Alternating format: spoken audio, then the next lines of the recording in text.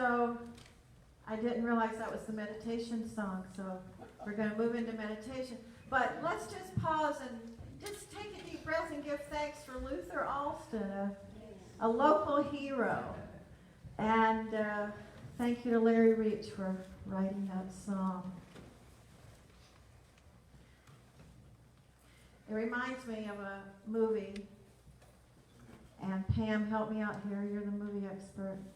Meryl Streep, Robert Redford, out of Africa. And remember, it's a true story, and when she leaves Africa, this woman, Karen Isaacson,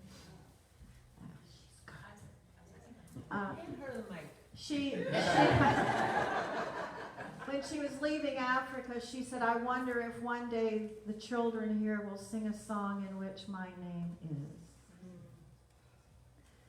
And so I wonder if Luther Alston ever thought about that one day there would be a song in which his name is. And so that takes me to the thought, I wonder if one day there'll be a song in which the name of unity is. They had a dream, they had a vision.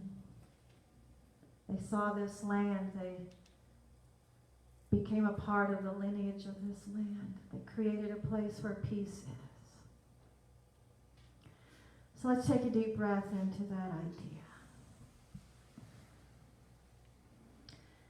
We've been given this vision, this idea, this dream, and now we step into this willingness to be available to how the creative presence can move through us and through our thoughts and our activities and our decisions and our projects on this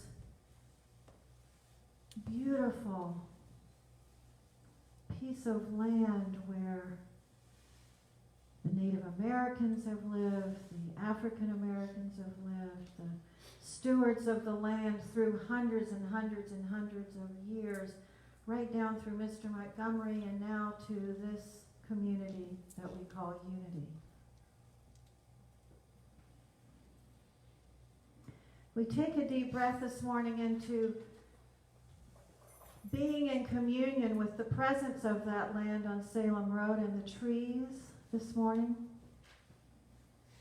The trees that stand as beautiful beings of light as we drive onto the property and we feel the presence of nature, of the trees, the birds, the honeybees, the dragonflies, the great blue herons, the hawks, the butterflies, and yes, the fire ants. We bless all of it as we learn how to be in communion with the land, just like Luther Alston was in communion with the land and the trees and the flowers. So I'd like to read a few words to you out of this wonderful book, Divine Audacity.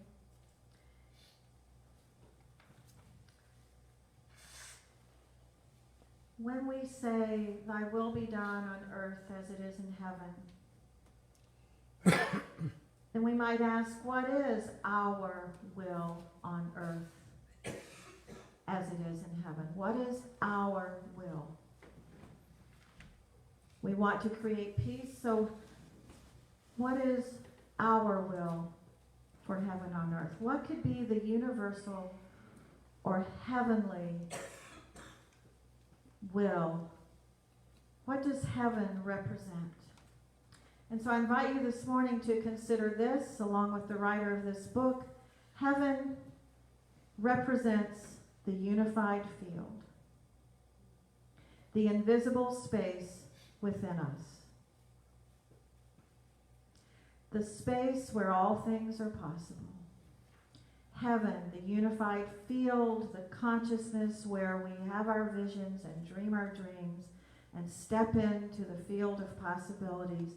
You and I enter the heavenly state when we pray, when we meditate, when we focus on the possibilities for healing and renewal. When we enter this state, we are in a visionary state of being. as we enter into meditation, I invite you to ponder this affirmation. May I bring heaven into the microcosm. May I bring into the microcosm the good that is inherent in the macrocosm. May I envision heaven on earth, and may I envision and live out that field of heaven here in this moment. So take a deep breath with me, please, into this idea that we can be the presence of heaven consciousness and the presence, the unified field presence right here now in this moment, this place. This is the consciousness out of which I feel Jesus and others like him spoke when he said, all things are possible to them that believe. He and other great teachers were speaking out of this heaven consciousness, where we will to do the will of this heavenly consciousness.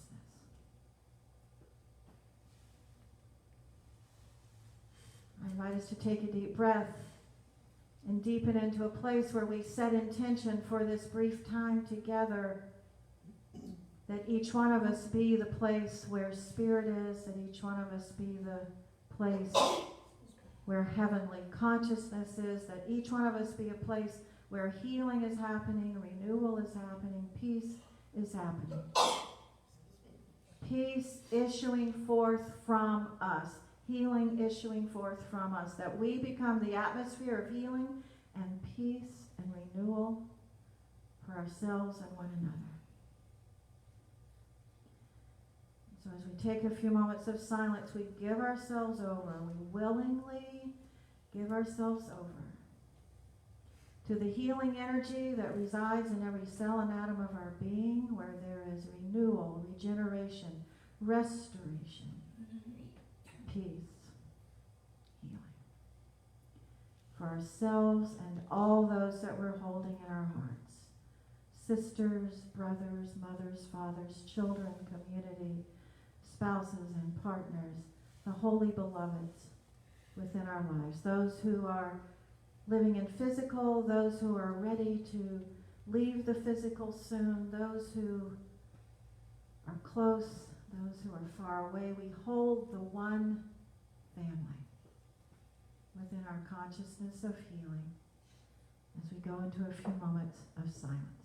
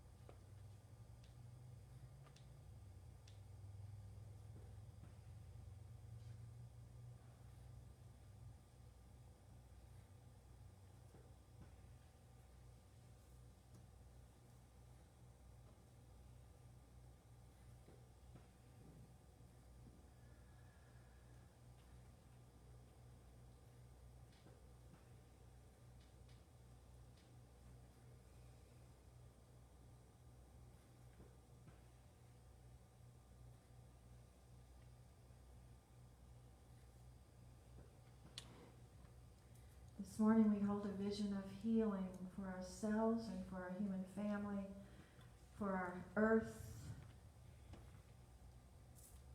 for all nations, that through the smallest openings we find our way towards peace, reconciliation, wisdom, to know how to do the right and perfect thing, to bless and create a world that works for all. Daunting it seems at times, and yet, living from the heavenly consciousness, there are possibilities we don't know about yet. So we open ourselves up. We are willing to step into that field of possibilities where we can say, thy kingdom come, thy will be done on earth as it is in heaven.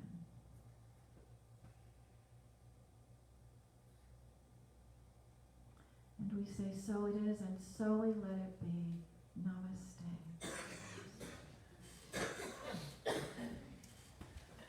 Okay, we are being richly pollinated. It's going to be a beautiful spring.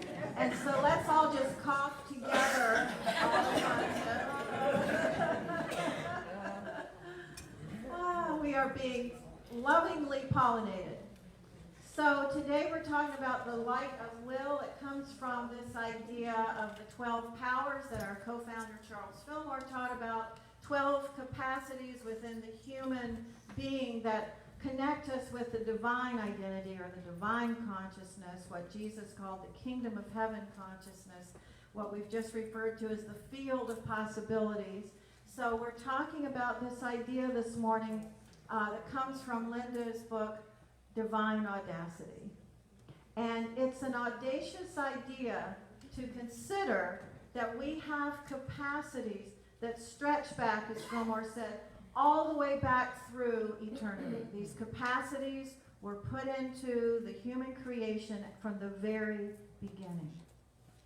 So let's take a deep breath into that.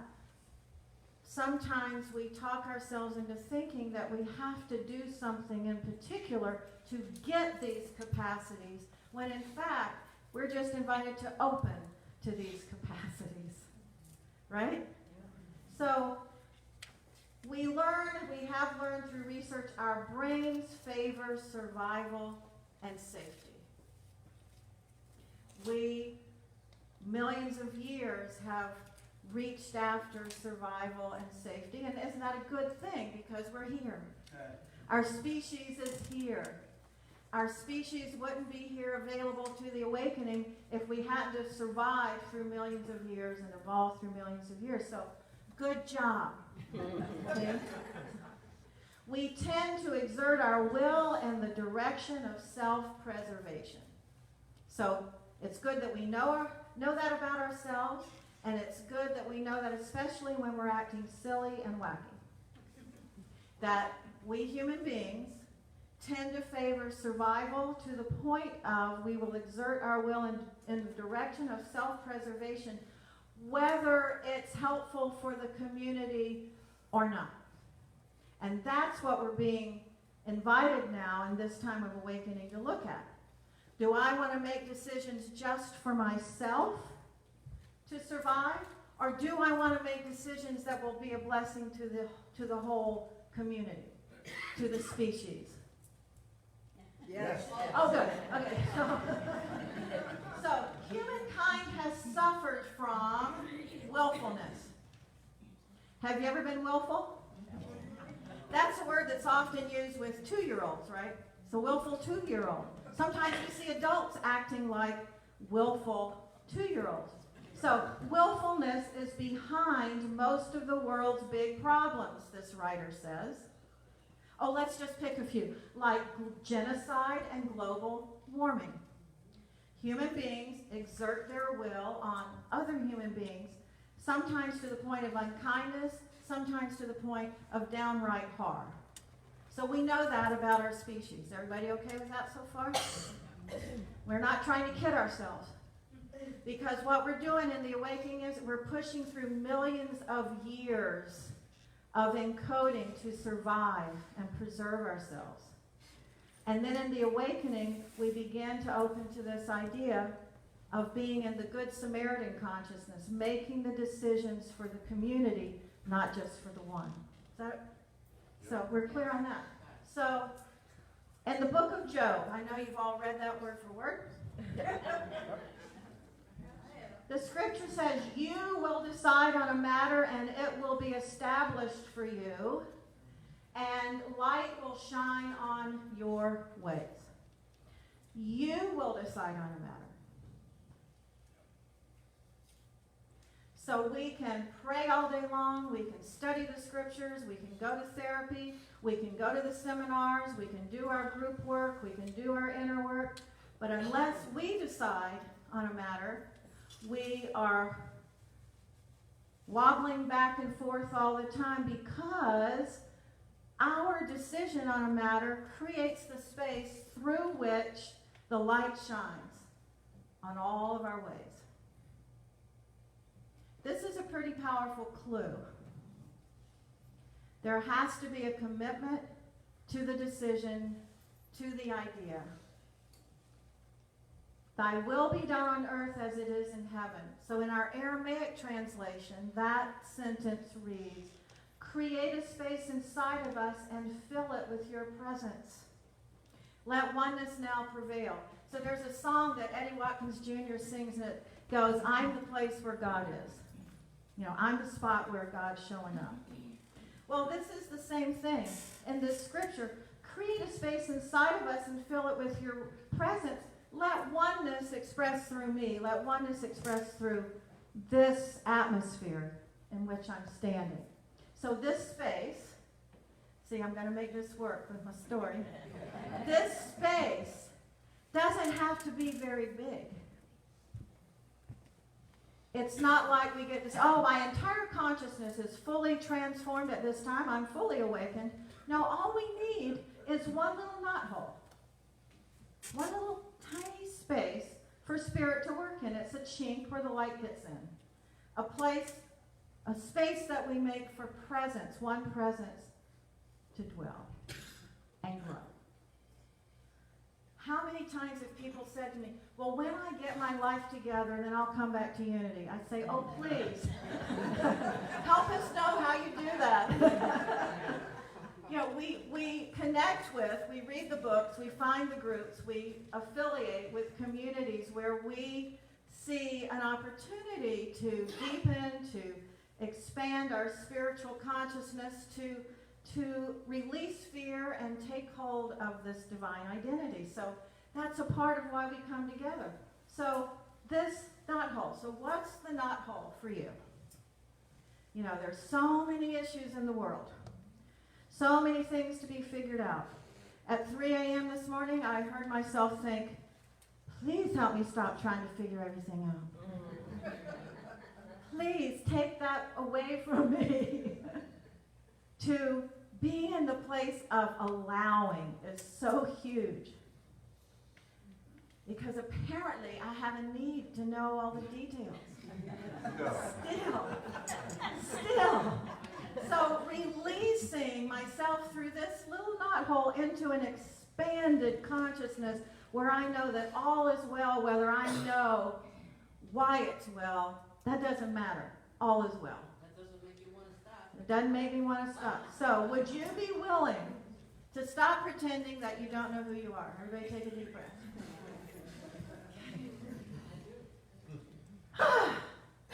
So I don't know who said this to me, but inside my mind I heard the audible words.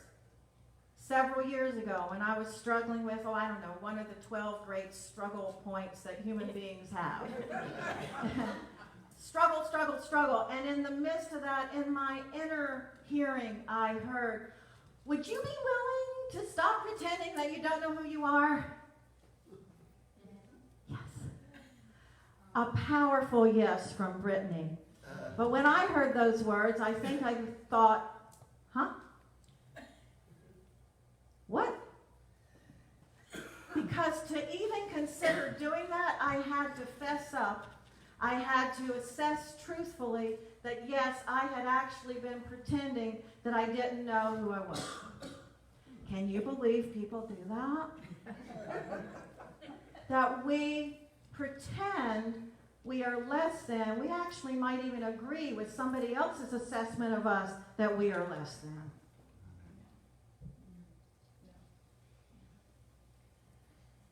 We might actually talk ourselves out of our divine identity. We might actually talk ourselves out of knowing that we're the light of the world. We might actually do that from time to time.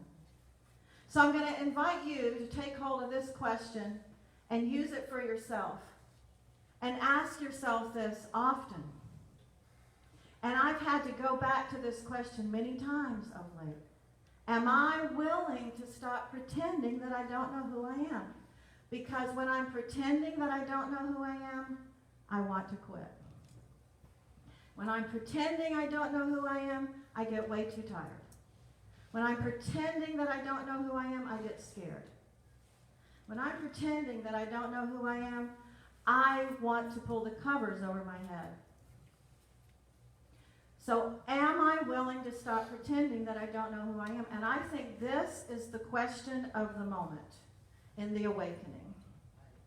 Because we're going to try and talk ourselves out of knowing ourselves as the light. So here's the question. May I bring, is it possible for me to bring bring into the microcosm the good that's inherent in the great field of kingdom of heaven consciousness? Is it possible to bring that huge divine idea into the microcosmic day-to-day? Is that possible? And if it's not, I want to know right now, because I'm putting in a lot of time and energy to thinking that this is true. Right? So, again in the book of Job, thank you, Job, for letting the world know that you really went through some hard and heavy stuff. Because this world is full of themes of hard and heavy stuff. So Job says, agree with God. In other words, agree with the one presence, agree with the Most High consciousness, agree with the kingdom of heaven thinking. And, this frontal lobe, this is a powerful place, this place where we make connections, we connect words and ideas, and we have visions, and we dream dreams. This frontal lobe, some of us, when we have an insight, we go, oh, that's it. We touch the very spot. Agree with this consciousness, Job says. Agree with this Most High consciousness and be at peace. In this way, good will come to you. So we're going to be doing a class in April called The Eye of the Storm. Some of us have done it before. In that idea, there's two premises on which this book is based. One is, there is no one against me. Not really. And the entire universe is for me. See? So agreeing with these kinds of ideas, agreeing with the Most High consciousness, that good is at work, that universe is working in our behalf, that good and universe is collaborating for our awakening, that universe has our back. Knowing this, we can be at peace and allow the good to show up. Doesn't this make sense? Yes, absolutely. So this woman, I'll just use her first name, Immaculée. Thank you. Thank you so much. She wrote this book, Left to Tell, from her time. Her family was almost completely wiped out in her village in Rwanda. She said, I realized that my battle to survive this war would have to be fought inside of me. That's the biggest thing. She said, I realized I could dream and visualize my destiny. I vowed that I'd always dare to dream for what I wanted, and I would only dream for beauty, things like love and health and peace. She was dreaming this in a tiny bathroom with 3 other women that they hid in for months in this house. She chose to dream about love and health and peace. And she had to have the will to maintain that commitment to dream this rather than be pulled into the sorrows of what was happening in our country. Emmett Fox says life is a state of consciousness, and one more time Charles Fillmore says our most important study is our own mind, and not only the intellectual mind but the spiritual mind. So would you be willing to stop pretending that you don't know who you are? I told the folks in Sunday Morning Circle this morning about Maria Namath. Y'all know her, Money and Me and Prosperity, and she's been around Unity for many years. And years ago, we were trading sessions. She did a counseling session with me, and I did one with her. And at the end of the session that she did with me, she went to write the check, and she said, how much is it? And I said, well, our regular price is, or the fee is. And her pen just stopped in midair, and she said, is that all you want? I said, well, our fee is, the pen stayed perched in midair, and she said, but what would you really want? Oh, well, what I really want.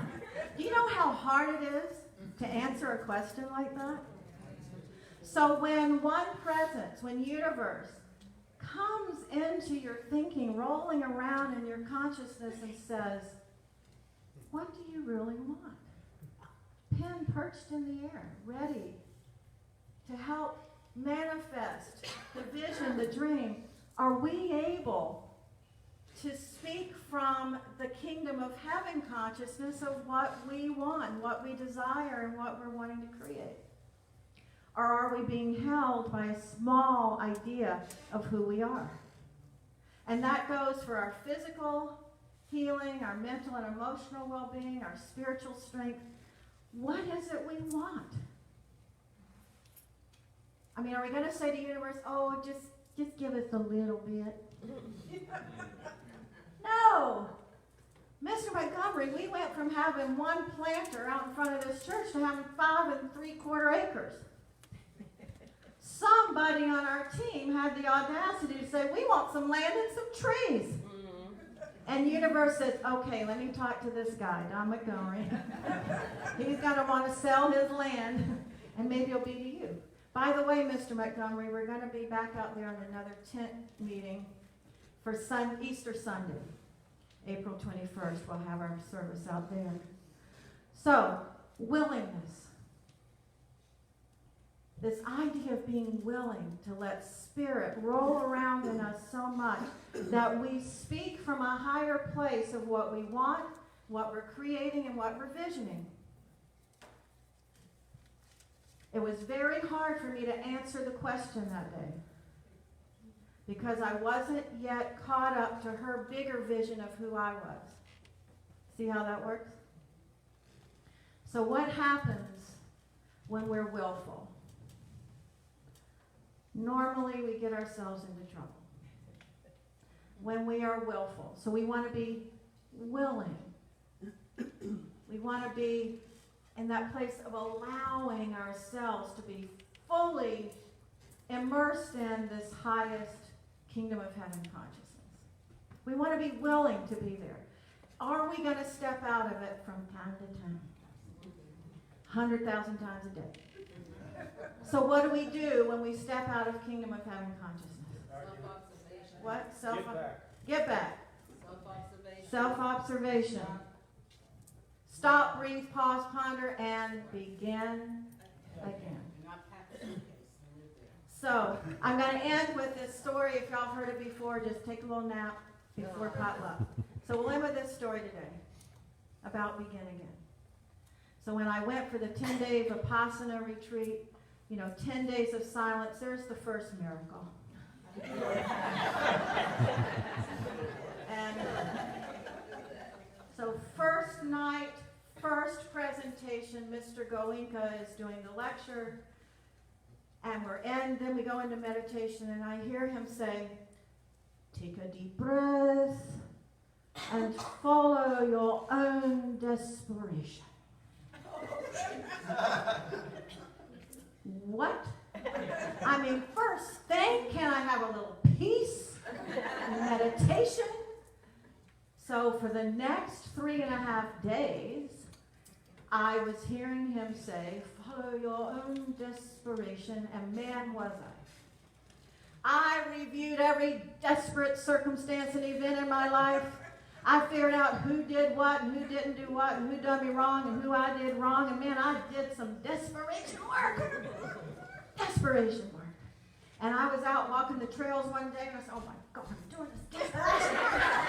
And why am I here anyway? I'm supposed to be in a silent retreat getting all peaceful and stuff. Fourth night I went in and I hear the same lecture and my ears and my heart heard Mr. Goenka say, take a deep breath.